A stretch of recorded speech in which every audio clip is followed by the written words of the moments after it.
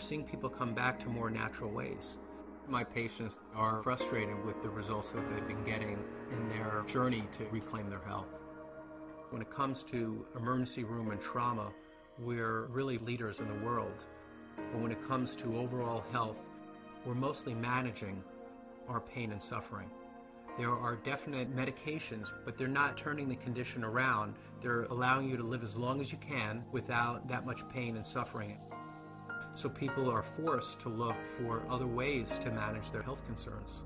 They're asking the question, is it possible for me to turn the clock back and go to the point in my life where I wasn't sick? Could be 5 years ago or 10 years ago, at that point where their bodies hadn't broken down yet. Well, the science world, not the medical world, is really pointing towards looking very deep in the body at the cellular level. And when you look at that level, you start to see that if the person is ever going to change their health, they have to address helping the smallest unit of their body get healthy again. Normal cells perform many functions essential to maintaining good health. They must be able to take in nutrition and eliminate waste or toxins. Normal cells must defend themselves from intruders like unfriendly bacteria, fungi, viruses, and free radicals, and repair the damage done by them. In addition, cells must work together as a team, communicating with other cells to achieve optimal organ and immune system function. Research has already proven our cells need certain essential nutrients, 26 different vitamins, 72 or more trace minerals, numerous fatty acids, and amino acids. Since our bodies don't produce these, we must get them from our diet. Recently, scientists have discovered that there are at least 8 sugars, called monosaccharides, that our cells also need for optimal function.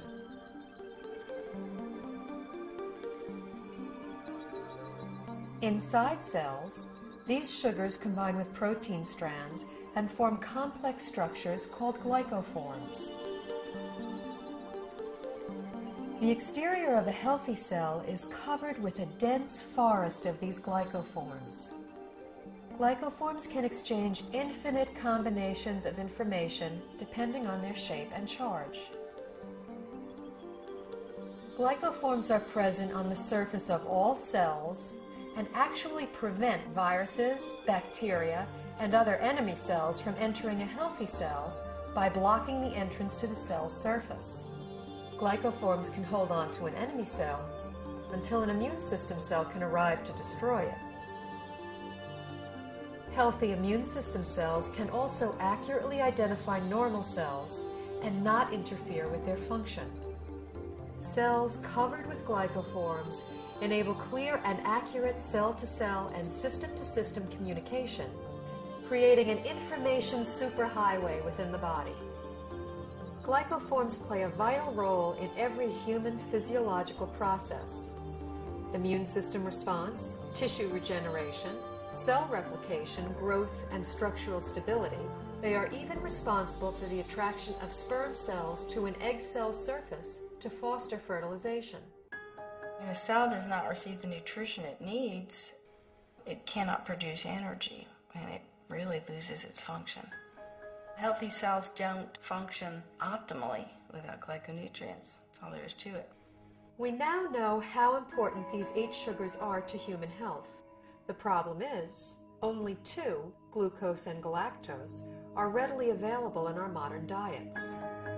A fraction of these other 6 sugars can be gotten through diet, but modern agricultural methods, food processing, widespread use of toxic pesticides and chemical fertilizers have all but eliminated them from our food supply. It's only really been since a little before World War II that what we now call conventional methods, that's fertilizer and pesticides, even came into being. What was conventional farming for thousands of years, we're calling alternative farming and organic farming, and what we're calling conventional is actually a new experiment. The connection of healthy soil to healthy plants and to healthy people cannot be underestimated. Most farmers don't use organic fertilizer because of the economics. The government farm programs reward the use of conventional fertilizers. And then also many farmers grow for big agribusiness companies. When you're dealing in mega farms, the ideal crop is to pick the entire crop one day, get the pickers out of the field, get the money out, plow it down and put another crop in. That's like the perfect scenario. Crops are selected for uniform maturity and the ability to harvest quicker than they should. And that makes a huge difference in the protein content and the nutrient content.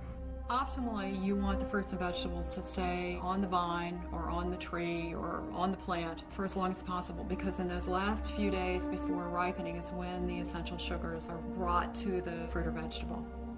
Everything that is not picked at its peak, everything that is shipped any length of time begins to lose its nutritional value. The nutrients actually start to oxidize.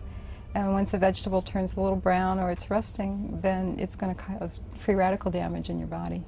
In addition, if something comes from a very long distance, it can have bacteria on it that your body is unfamiliar with.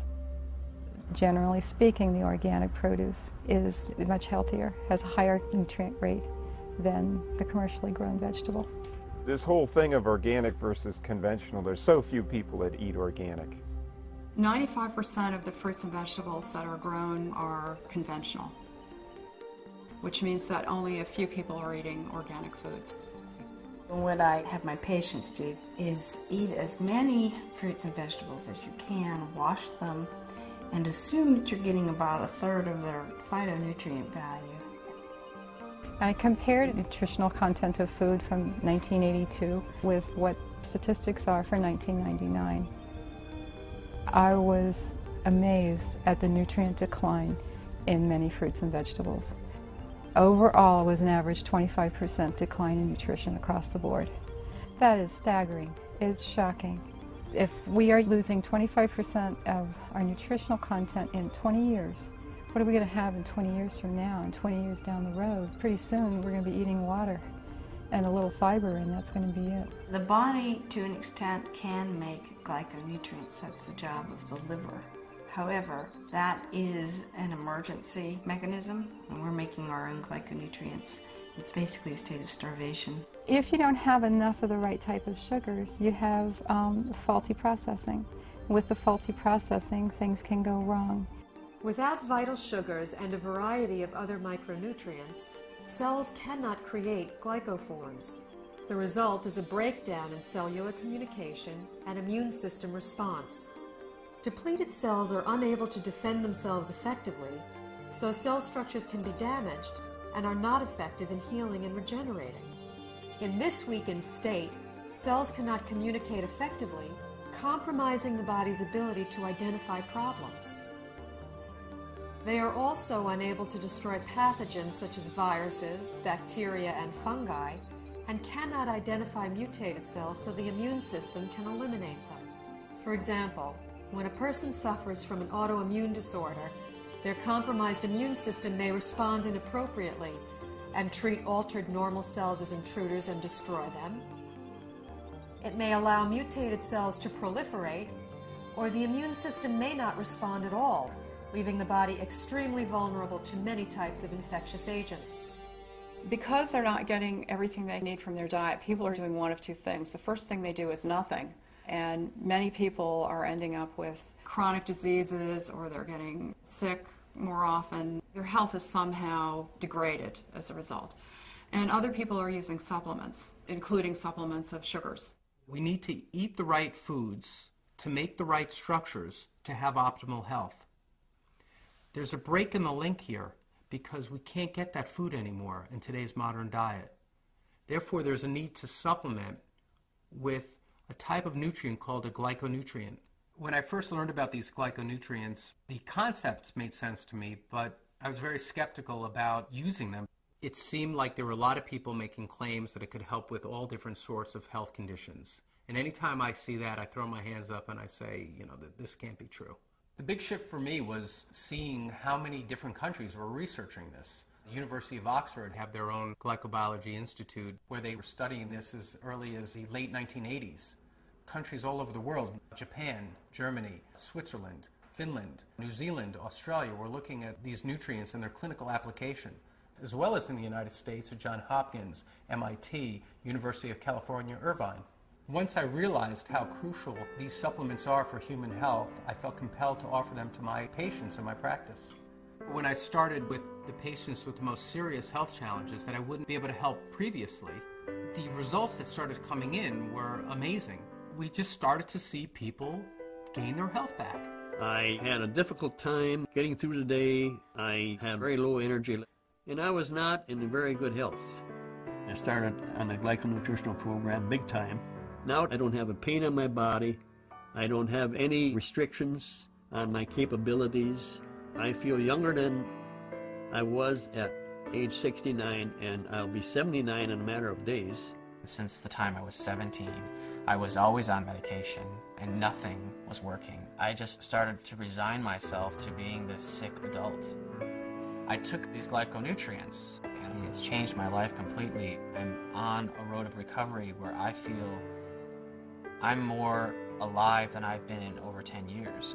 It was to the point where I prayed that if my pain doesn't go away, I just want to die. I went ahead and decided to start taking glyconutrients, and I was completely, within 3 weeks, pain-free. I can do it all again. I feel like it's been given back to me, and that's what I'm thankful for. These type of results I've never seen before in my practice and were exciting to say the least. I believe somewhere in the next 10 to 20 years that this will be in the curriculum of all training because it gets results. I, as a physician, am real excited about that, and I think that physicians in general should be fascinated from a scientific standpoint.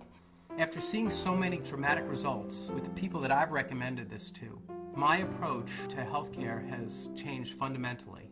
I hope to see a paradigm shift in treatment in the future, where you have a truly integrative approach between traditional medical care and nutritional support. And this would ultimately give people not only a longer life, but a better quality of life.